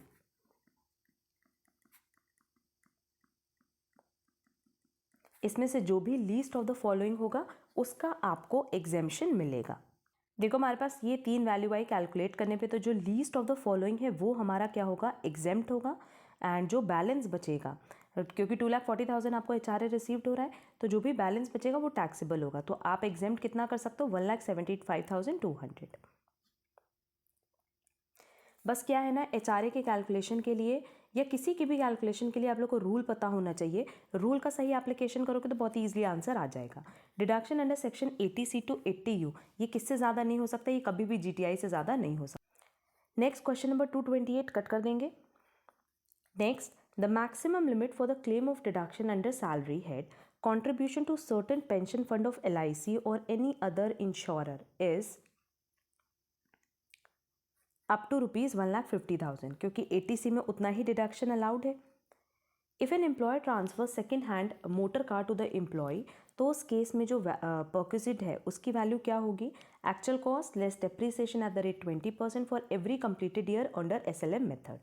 The following is not taxable as income under the head salaries. Commission receive by full time director ये तो आएगा। Remuneration receive by a partner ये कभी भी सैलरी का पार्ट नहीं बनता है। The following is exempt income from income tax. Travel concession to employee, remuneration received for valuation of answer script, encashment of leave salary whilst in service, perquisite in India. जो India में आपको perquisite मिल रहे हैं इसको exempt income माना जाता है। Advance salary is taxable and advance against salary is not taxable. Next, the income from house property is taxable in the hands of the individual even if property is not registered in his name. When the property has been transferred to a spouse, where the property is transferred to a minor child, where the individual holds on importable estate. तीनों में ही माना जाएगा कि उसी ने hold करके रखा है। डीम्ड ये माना जाता है कि वो डीम्ड ओनर है, तो करेक्ट आंसर होगा D, all of the above. Under the head income from house property, the basis of charge is the dash of property. Basis क्या होता है, एनुअल वैल्यू, उसी के बेसिस पे कैलकुलेशन करते हैं, तो करेक्ट आंसर होगा A, annual value. The following conditions must be satisfied to charge the rental income under the head income from house property. The property should consist of any buildings और lands, the assessee should be one of the property, the property should not be use by the owner for the purpose of business और profession. तो इन तीनों ही cases में क्या होगा, उसको हम रेंटल इनकम के लिए यूज कर सकते हैं, तो करेक्ट आंसर होगा D, all of the above. Mr. Ram owns a house property. He lent it to Lakshman at ₹10,000 per annum. Lakshman sublet it to Mr. Maruti on monthly rent of ₹20,000 per month. तो यहाँ basically क्या हो रहा है कि आप subletting कर रहे हो, और सबलेटिंग किसका पार्ट है, हाउस प्रॉपर्टी का। Mister Ram owns a house property, उसने लक्ष्मण को दिया 10,000 पर मंथ पे, और लक्ष्मण ने सबलेट कर दिया मारुति को ऑफ ₹20,000 पर मंथ। तो rental income of Lakshman is taxable under the head, अब किस हेड में होगा, अदर सोर्सेज में, क्योंकि देखो यहाँ पे हम सबलेटिंग की बात करें। फर्स्ट क्वेश्चन में राम के पॉइंट ऑफ व्यू से बोला था तो ये रेंट की बात हो रहा था, इसलिए हाउस प्रॉपर्टी है। और जब अब आप सबलेट की बात करो तो सबलेटिंग कहाँ आता है, अदर सोर्सेज में। Next, an individual who transfers house property without an adequate consideration to his owner spouse or to minor child, तो उसको हम मानते हैं कि वो डीम्ड ओनर है। Next, an individual is considered as a owner of the house property for the purpose of charging tax to a member of cooperative society, company or AOP to whom a building or a part thereof is allocated or leased under a house building scheme of the society. An individual who transfers house property without an adequate consideration to his owner, spouse or to a minor child. The holder of impartible estate, इन तीनों ही cases में taxability होती है, क्यों, क्योंकि आपको deemed owner माना जाता है, तो करेक्ट आंसर होगा D. Next, the rental income of person who is resident of Ladakh is dash taxable under income from house property. ये कभी भी टैक्सेबल नहीं होगा, क्यों, क्योंकि रेसिडेंट कहाँ का है, लद्दाख का।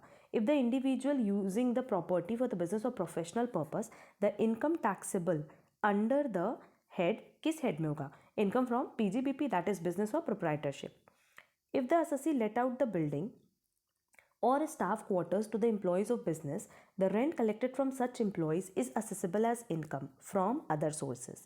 The GVAV, that is gross annual value of the property, ये हमेशा किस पे डिपेंड करती है, municipal valuation, fair rent, standard rent, actual rent पे। दैट इज करेक्ट आंसर होगा D, all of the above. Next, question number 246 बिल्कुल same है, इस सेम पैटर्न पे हमने ऊपर भी क्वेश्चन बताया है, तो इसका आंसर आप लोग कमेंट बॉक्स में कमेंट करके ज़रूर बताना। कैलकुलेट द GAV, अब देखो GAV कैसे कैलकुलेट करते हैं, म्यूनिसिपल वैल्यू और fair rent, whichever is higher, फिर इस हायर वैल्यू को हम कंपेयर करते हैं स्टैंडर्ड रेंट से, विच एवर इज लोअर, फिर इस लोअर को कंपेयर करते हैं एक्चुअल रेंट से, विच एवर इज हायर, ठीक है। तो देखो म्यूनिसिपल वैल्यू और fair rental value whichever is higher मतलब 50,000 लेंगे, फिर इसको कंपेयर करेंगे स्टैंडर्ड रेंट से विच एवर इज लोअर, फिर स्टैंडर्ड रेंट और एक्चुअल रेंट को कंपेयर करेंगे विच एवर इज हायर, तो आंसर हो जाएगा 48,000। Next, which of the following is not a case of deemed ownership of house property? Transfer to a spouse ये तो है, transfer to a minor child भी है, holder of an importable state भी, but co ownership को कभी भी हम डीम्ड ओनरशिप नहीं मानते। को ओनरशिप मतलब दो ओनर होंगे तो जो दूसरा ओनर है अपने पोर्शन के लिए वही ओनर माना जाएगा। Interest on capital borrowed for acquisition और construction of properties deductible subject to limit of dash per year if capital is borrowed on और आफ्टर 1/4/1999। तो अब इस केस में लिमिट कितनी है? 2 लाख की। दैट इज करेक्ट आंसर होगा B. Next, for a self occupied house property occupied on 1/7/2016 for which housing loan was availed if the interest up to 31/3/2016 is ₹90,000 और उसके बाद इंटरेस्ट पेबल कितना है? 3,000 पर मंथ। अब देखो यहाँ प्री एक्विजिशन पे कितना है? 90,000, तो उसको हम सीधे सीधे डिस्ट्रीब्यूट कर देंगे 5 ईयर्स में, यह आ जाएगा 18,000 एंड जो करेंट ईयर है 3,000 पर मंथ मतलब पूरे साल का 36,000, इसका तो पूरा ही डिडक्शन मिलेगा, तो ये जाएगा 54,000। दैट इज करेक्ट आंसर होगा C. Next, if an assessee earns rent from a sub tenant in respect to tenanted property let out as a residence, तो उस रेंट को हम क्या बोलेंगे? Other sources. An assessee after sale of house property receiving arrears of rent chargeable to tax the same computed in the stipulated manner, इसको हम कहाँ charge करेंगे? वो हाउस प्रॉपर्टी भी मान सकते हैं, अदर सोर्सेस भी मान सकते हैं। Next, arrear rent is taxable after deducting dash as per section 25B of the Income Tax Act 1961। अगर मान लो अरियर रेंट है तो सिंपली जो 30% का वैल्यूएशन हम करते हैं, जो स्टैंडर्ड डिडक्शन मिलता है, उसी की बात यहाँ पे हो रही है, तो करेक्ट आंसर होगा A 30%। Next, the value of interest free concessional loan to employees is determined on the basis of lending rates of dash for the same purpose.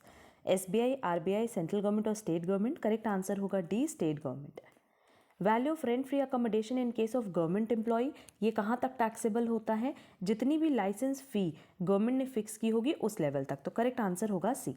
Value of rent free accommodation और a house owned by the employer in case of non government employees with above 25 lakh population, above 25 lakh population है तो 15% होता है employ की salary का। Deduction for other expenses except interest in the computation of income from house property is allowable to the extent of, ये किस extent तक available होगा या अलाउएबल होगा? 30% of annual value. That is correct answer होगा C. Next, rate of depreciation on residential building is 5%। House property held for less than 36 months, अगर आपने house property 36 months that is 3 year से कम held करके रखी है तो short term capital asset, otherwise वो लॉन्ग टर्म कैपिटल एसेट माना जाता। Mister Sushant is the owner of a house the details of which are given below.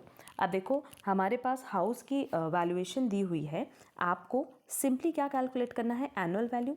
तो वो हम लोग कैसे कैलकुलेट कर सकते हैं? म्यूनिसिपल वैल्यू और fair rent whichever is higher, तो यहाँ पे 36,000 है। अब 36,000 को हम कंपेयर करेंगे स्टैंडर्ड रेंट से विच एवर इज लोअर, मतलब अगेन 36,000। अब 36,000 को हम कंपेयर करेंगे एक्चुअल रेंट से विच एवर इज हायर, तो हमारी वैल्यू कितनी हो गई? 36,000। करेक्ट आंसर होगा A. Next, deduction from annual value, annual value से जो 30% का डिडक्शन होता है वो किस सेक्शन में अलाउड होता है? Section 24 dash standard deduction from annual value is allowed 30%। Next, interest on loan for self occupied house taken before 1 April 1999 will be allowed up to, अगर 1999 के पहले लोन लिया गया है तो 30,000 और उसके बाद लिया गया है तो 2 lakh. That is correct answer होगा A. Deduction allowed from annual value is interest on loan for constitution, constitution नहीं होगा, कंस्ट्रक्शन होगा।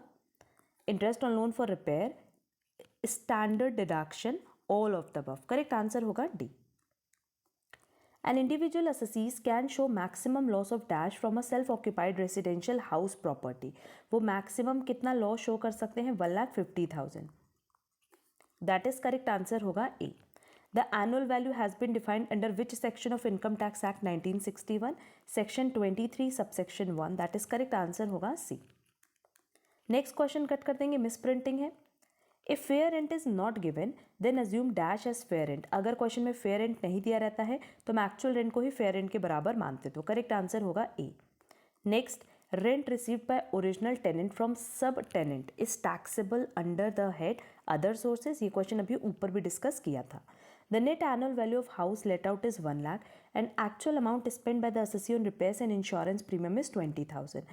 The amount of deduction allowed under section 24 subsection A shall be, अब ये 1 लाख है, नेट एनुअल वैल्यू है, तो इसका हमें 30% तक अलाउ हो सकता है, दैट इज़ 30,000 तक, जिसमें से 20,000 ये है, तो करेक्ट आंसर होगा C 30,000.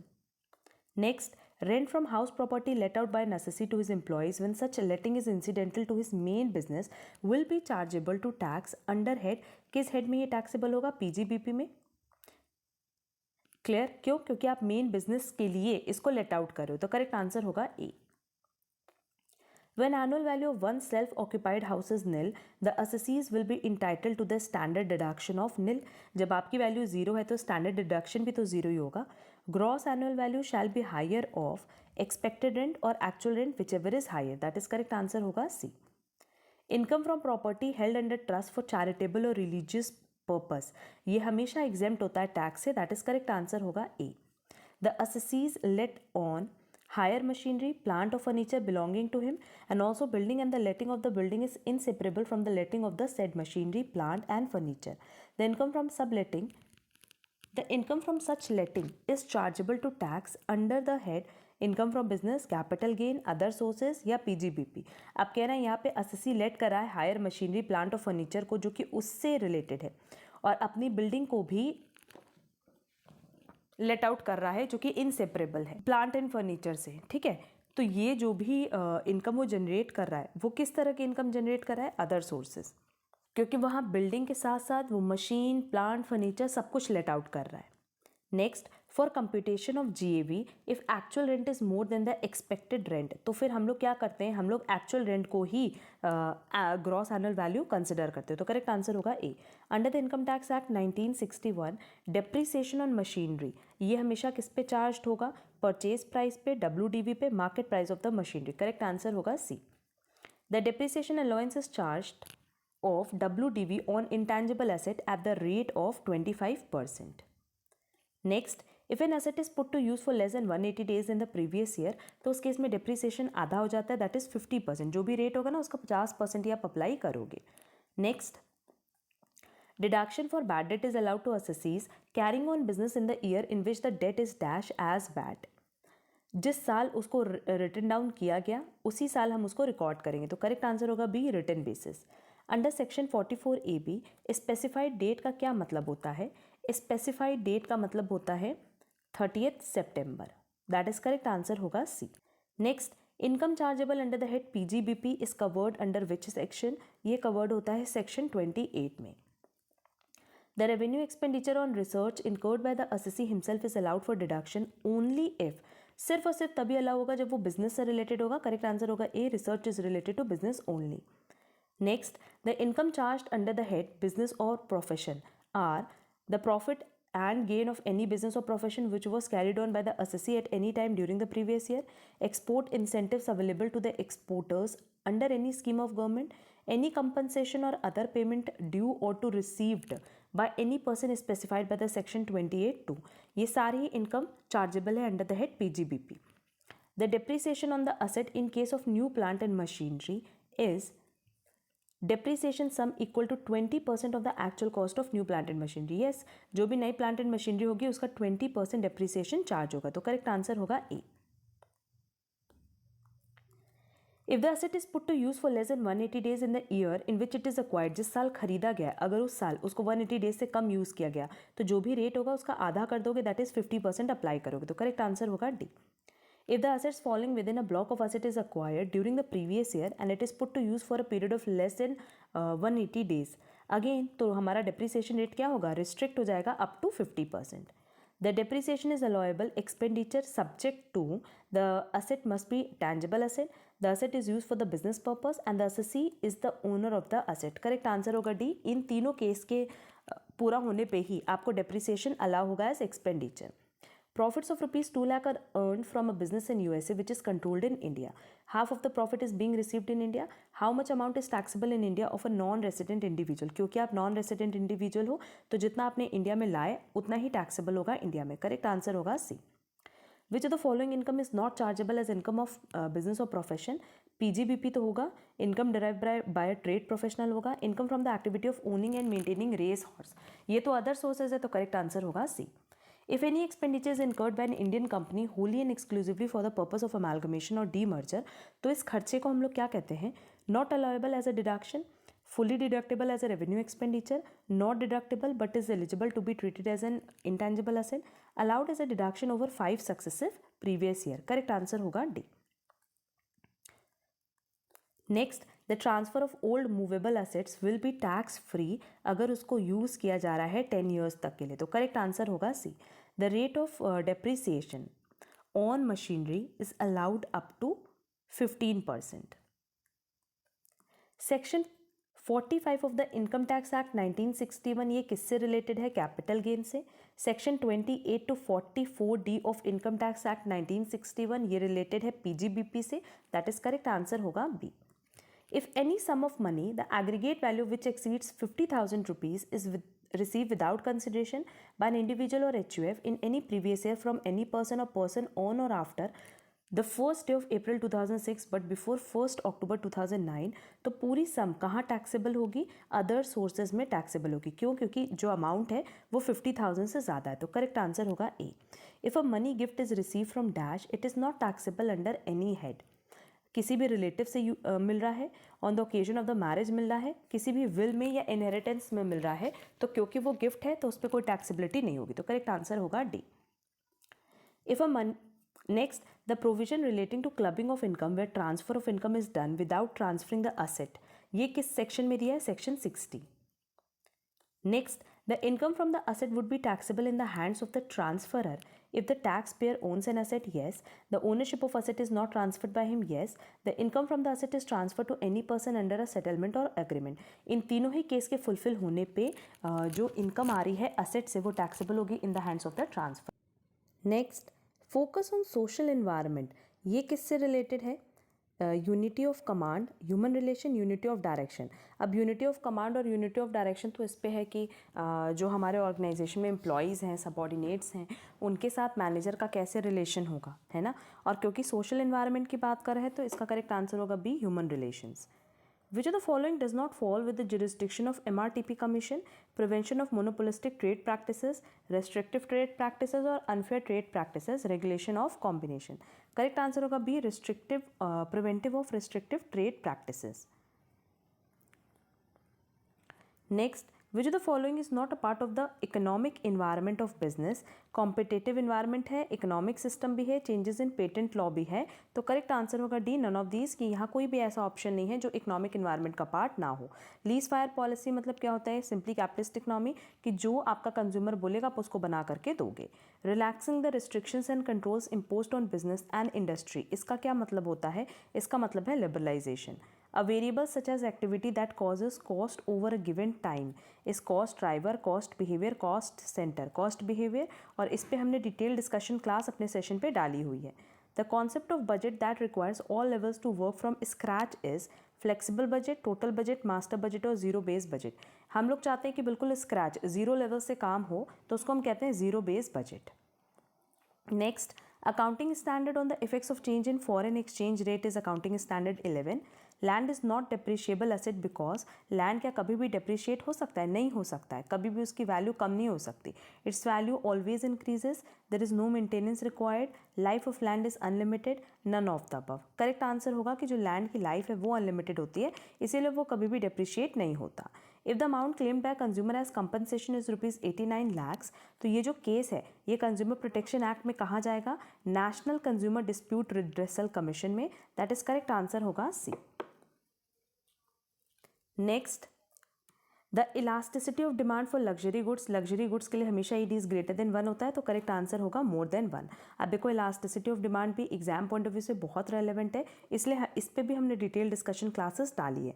Profits are maximize. Profit हमेशा मैक्सिमाइज होगा जहाँ MR = MC होगा. दैट इज करेक्ट आंसर होगा A. Next, the concept of consumer surplus, ये कॉन्सेप्ट किसने इंट्रोड्यूस्ड किया था? अल्फ्रेड मार्शल ने।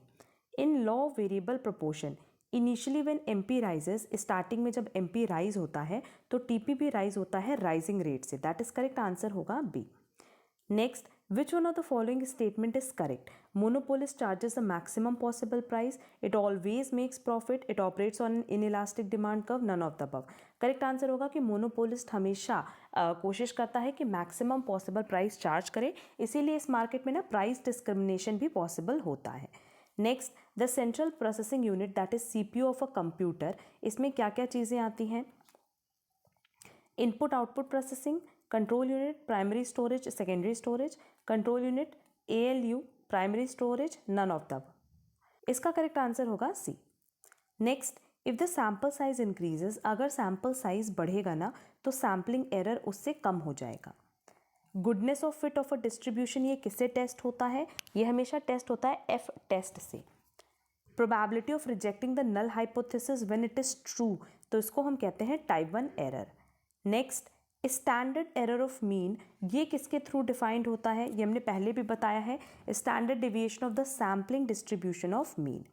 Next, who first propounded the principle of unity of command, unity of command किसने प्रोपाउंड किया था? टेलर, मेयो, ड्रकर और फ्योल। करेक्ट आंसर होगा D, Henry Fayol. Which element is not necessary in each objective under MBO approach? Time element, cost element, human relation element, ये तीनों important है but measurable element important नहीं है। Techniques of managerial control are useful in selection of plant location, identifying appropriate technology, profit planning और conducting share holders meeting. Correct answer होगा C, profit planning, क्योंकि जो managerial control है उसकी technique सबसे ज़्यादा यूजफुल होती है प्रॉफिट प्लानिंग के लिए।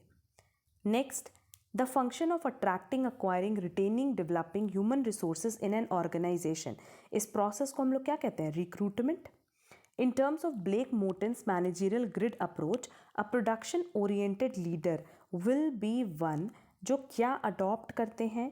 1-1 स्टाइल, 9-1 स्टाइल, 9-9 स्टाइल। ये पॉइंट भी हमने अपने डिस्कशन क्लास में डिस्कस किया हुआ है। Next, the strategy of introducing a product with high introductory price, starting में high introductory price. The concept of 4 P's as elements of marketing mix, ये कॉन्सेप्ट किसने दिया? ये भी हमने बताया, EJ मैककार्थी ने। Next, which out of the following is not a type of non store retailing? Option देख लेते हैं, limited line store, automatic vending, direct selling, tele marketing.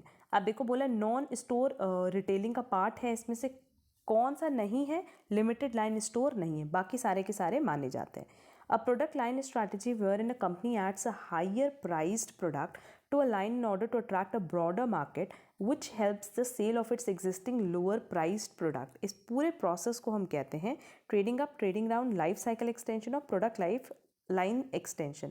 अपनी प्रोडक्ट लाइन को बढ़ाना, क्योंकि एक प्रोडक्ट की हेल्प से आप दूसरा प्रोडक्ट भी सेल कर रहे हो। Next, which of the following is not a tool of sales promotion? Sales contest है, free gifts, point of purchase display है, पब्लिक रिलेशन है, बट सेल प्रमोशन में फ्री गिफ्ट्स नहीं चलते, तो करेक्ट आंसर होगा बी।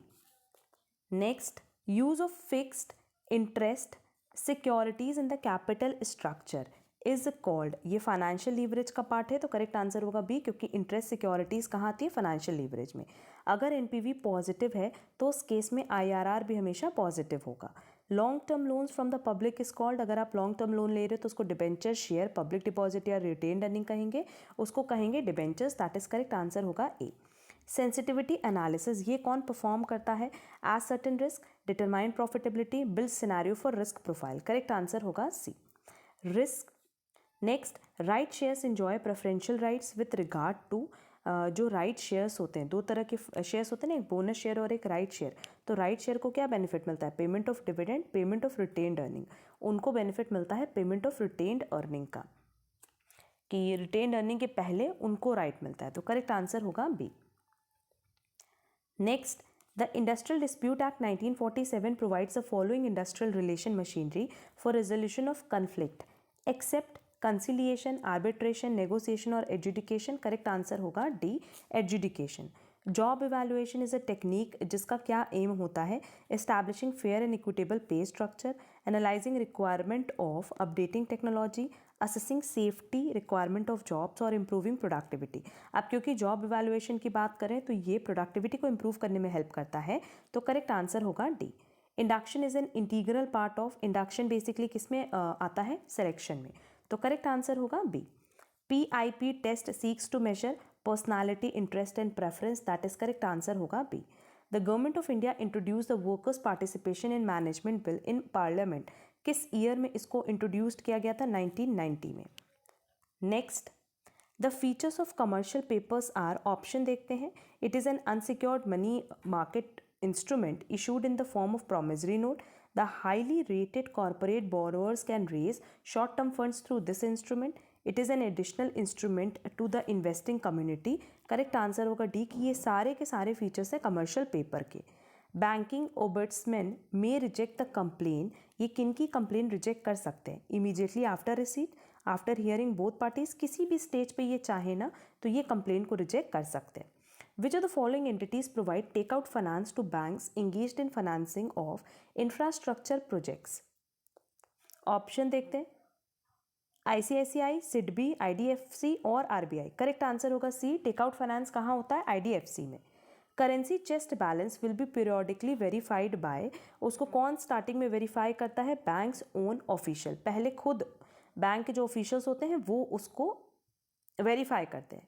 सेबी क्या है, रेगुलेटरी अथॉरिटी है, ये स्टैट्यूटरी अथॉरिटी है अगर हम सेबी की बात। Next, the international monetary fund has estimated India's contribution to world gross domestic product in purchasing power parity terms for 2007। 2007 में ये कितना था, 4.6%। वर्ल्ड बैंक को हम और किस नाम से जानते हैं, IBRD, ये क्वेश्चन हमने बहुत बार डिस्कस किया है। डी कपलिंग का क्या मतलब होता है, इंडियन मार्केट में be cut off from global market so that it may not be affected by global volatility, separating the words affected by bird flu, that markets are independent. Decoupling का मतलब होता है कि Indian market को आप global market से अलग कर दो सो दैट जो ग्लोबल लेवल पे कॉम्पिटिशन चल रहे उससे आप अफेक्ट ना हो। Next, which of the countries banking have been brought under sanctions by USA recently? Iran. How many member countries are there in the World Custom Organization? 162. Next, the concept of SSIs was brought to force by the, ये हमने पहले भी बताया, Industrial Policy Statement 1977. Which combination of the following factors has driven globalization in the recent past? Growth of multinational corporation, internationalization of finance, increased international trade. इन तीनों की वजह से ही globalization start हुआ, तो correct answer होगा D. Next, privatisation process leads to change in management with change in ownership, yes ये तो correct है। Change in management is not a necessary condition for the process of privatisation, नहीं, management भी change होगा, ownership भी change होती है, management भी चेंज होता है, तो असर्शन करेक्ट है बट रीजन करेक्ट नहीं है, तो करेक्ट आंसर होगा बी। नेक्स्ट, आपको मैच द फॉलोइंग बताना है। When one company purchase another company, तो इसको हम कहते हैं conglomeration merger. Merger between two companies having no common business areas, इसको हम कहते हैं consolidation merger. Merger between two companies that sell the same products in different markets, purchase merger. Two companies are bought and combined under new equity, market extension merger. तो देखा जाए तो sequence में ही दिया था, इसलिए करेक्ट आंसर होगा D. Next, in which of the industrial policies with the following major changes introduced? Option देखते हैं, लिबरलाइजेशन कहाँ हुआ था, रिलैक्सेशन कहाँ हुआ था, इंडस्ट्रियलाइजेशन ऑफ बैकवर्ड एरियाज कहाँ हुआ था, ये होता है इंडस्ट्रियल पॉलिसी 1991 में, ये अपने क्लास में बताया है, तो करेक्ट आंसर होगा D. Next, which of the following is not an accounting concept? Matching concept है, dual aspect concept, true and fair concept, going concern concept, correct answer होगा सी। डेफिशिएंसी और surplus account in liquidation of a company, ये किस list में consider किया जाता है? Which of the following statement is not correct? PV ratio can be improved by reducing fix cost, yes. Contribution को हम क्या ग्रॉस मार्जिन भी कहते हैं, नहीं, तो करेक्ट आंसर होगा B. And PV ratio can be improve by increasing the selling price, आप लोग ये देख सकते हो क्योंकि हमने कॉस्ट में ये टॉपिक ऑलरेडी डिस्कस किया हुआ है। In the contact of standard costing, basic standard हमेशा किस लेवल पे इस्टेब्लिश्ड होता है? करंट पीरियड के बेसिस पे, तो करेक्ट आंसर होगा B. Next, read the following statement, statement देख लेते हैं। Marginal costing and absorption costing are same, no. Marginal costing में बेसिकली हम लोग एडिशनल कॉस्ट की बात करते हैं, दैट इज़ वेरिएबल पे फोकस होता है, एंड अब्जॉर्प्शन कॉस्टिंग में ऐसा नहीं होता है। For decision making, absorption costing is more suitable than marginal costing. Yes. Cost volume profit relationship also denote break even point. Marginal costing is based on the distinction between fixed and variable cost. Yes. अगर देखा जाए तो second and fourth statement true है, तो correct answer होगा D. Next, a consumer consuming two goods will be in equilibrium when the marginal utilities from both the goods are equal. Total production हमेशा maximum पे होता है जब marginal production क्या होगा, zero. Next again match the following है. आपको ये बताना है कि इसमें से कौन सा प्रॉपरली मैच्ड नहीं हुआ है. High initial price to be lowered later one when one company purchases another one. इसका कह रहा है पायनियर प्राइसिंग है, सही है. Prices to be proportional to cost, इसका प्रोडक्ट लाइन प्राइसिंग है, ये भी सही है. Prices to be increase for providing profit, ये इंक्रीमेंटल प्राइसिंग है. And prices to be different in different market, ये डिफरेंशियल प्राइसिंग है. Prices to be increase for providing profit, ये इंक्रीमेंटल प्राइसिंग की डेफिनेशन नहीं है. आप सिंपली इंक्रीमेंटल प्राइसिंग की डेफिनेशन देख सकते हो कि जो एडिशनल लेवल पे या एडिशनल यूनिट के लिए प्राइस बढ़ती है उसको हम कहते हैं इंक्रीमेंटल प्राइसिंग. तो करेक्ट आंसर होगा सी कि ये इनकरेक्ट मैच है. Next, as per indifference curve and price line a consumer will not be in equilibrium when. देखो इंडिफरेंस कर्व और price line that is budget line पे देखें तो ये दोनों टैंजेंट होनी चाहिए. ठीक है. लिखा है ratios of marginal utilities and prices of the respective goods are equal. Ratios of marginal utilities of two goods is equal to the ratio of the respective prices. Incorrect answer होगा B. Next, under kinked demand model the demand curve for the firms product is drawn on the assumption that, हमेशा यही assumption होता है कि rival जो भी है वो आपको फॉलो करेंगे प्राइस अगर आप लोअर करोगे तो. All rivals charge the same price which is charged by the oligopolist. All rivals charge a price independent of the price charged by the oligopolist.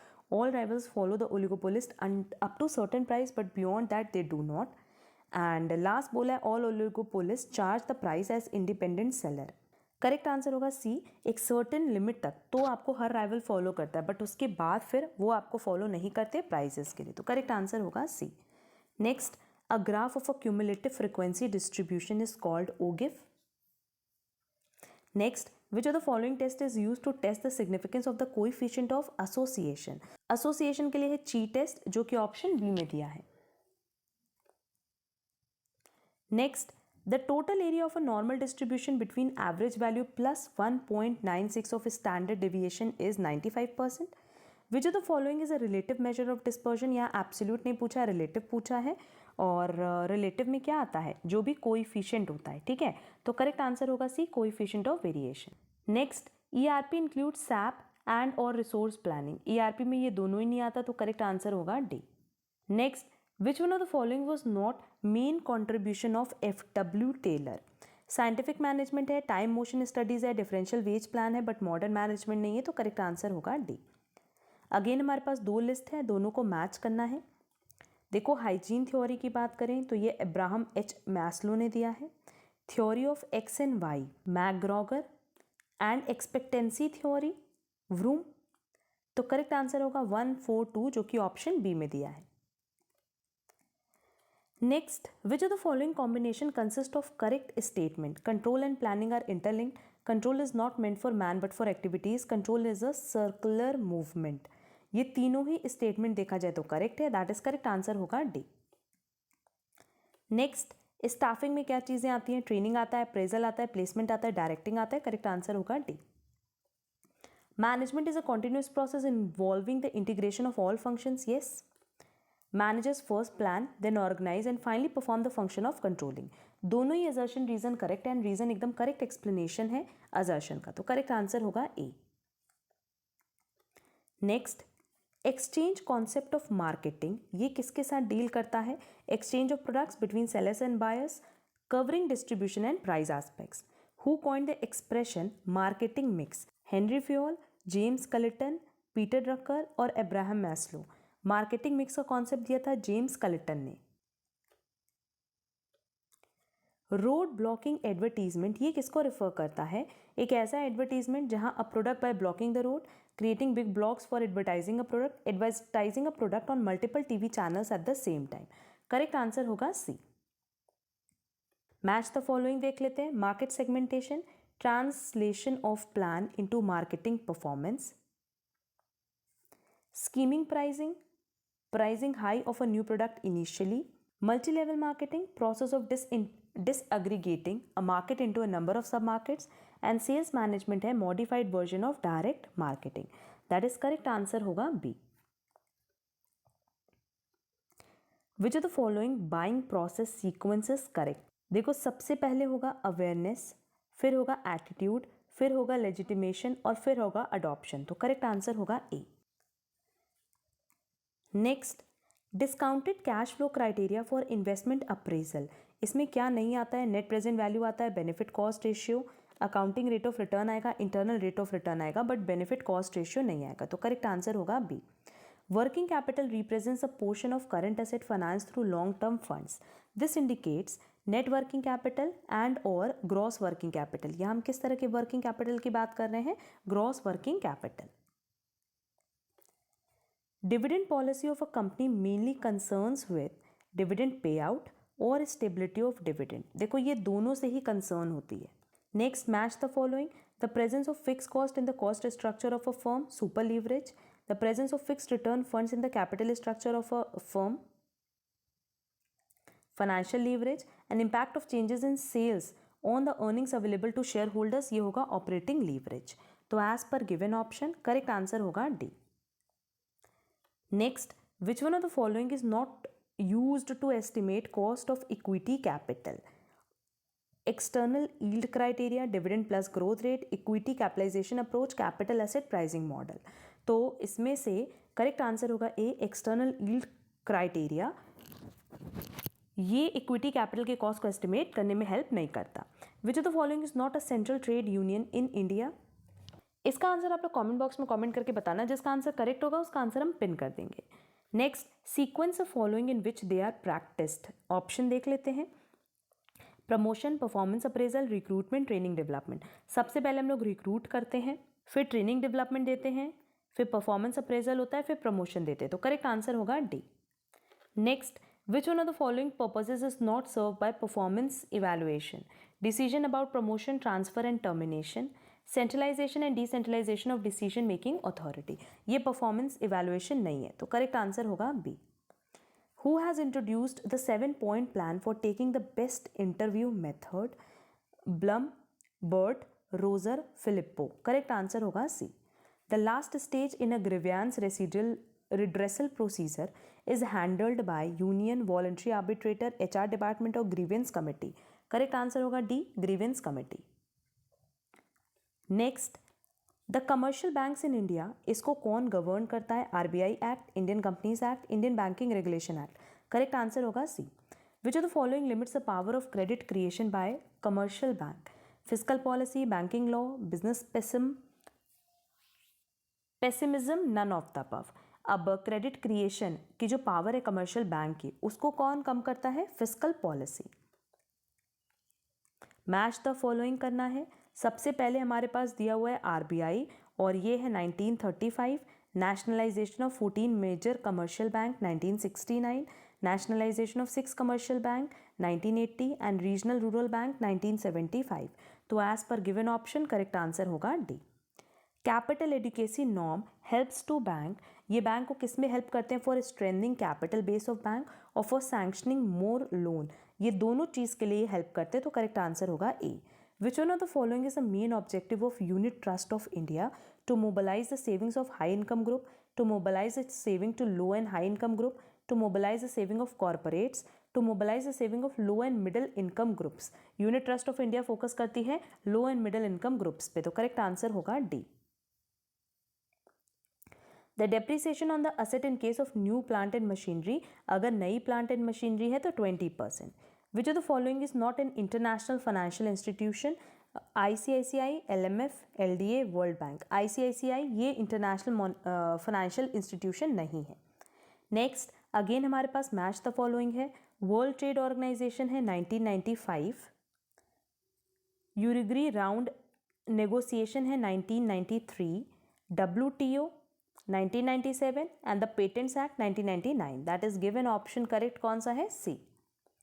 Next, which among following act is not amended in the information technology act 2000? The bankers book evidence act तो हुआ है, BSNL IT policy भी हुआ है, but RBI act ये इसके तहत amend नहीं हुआ है. तो करेक्ट आंसर होगा सी. Next, which of the following services are covered under reverse charge mechanism of CGST Act 2017? Legal consultancy, goods transport agency, manpower supply or rent a cab.